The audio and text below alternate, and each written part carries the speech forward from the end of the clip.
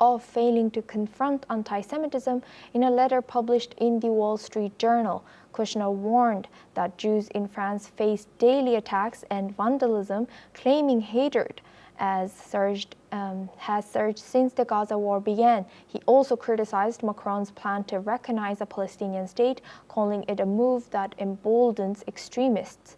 The LC has dismissed his remarks as unacceptable, stressing diplomats cannot interfere in domestic affairs. Kushner's comments echo Israeli Prime Minister Benjamin Netanyahu, who last week also accused Macron of fueling anti-Semitism.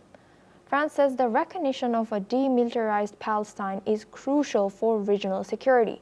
The country, home to Europe's largest Jewish and a large Muslim community, has seen a sharp rise in hate crimes since October 7, 2023.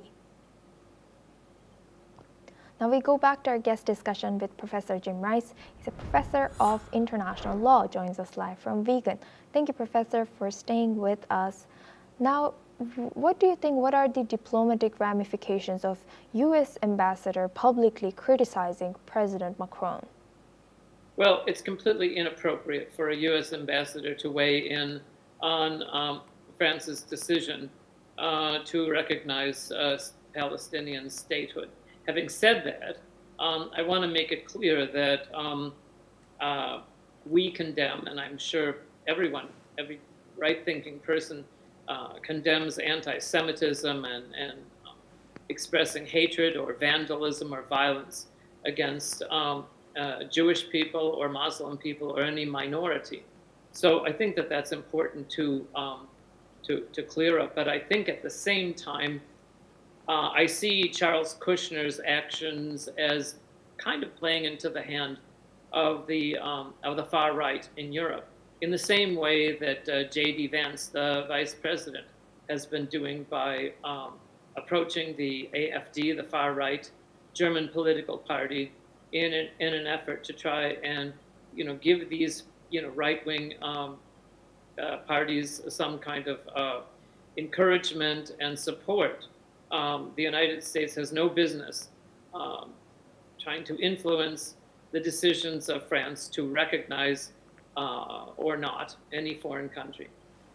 Yes, and now how do you think, how is France navigating the internal pressures of rising anti-Semitism and Islamophobia while pushing for Palestinian statehood?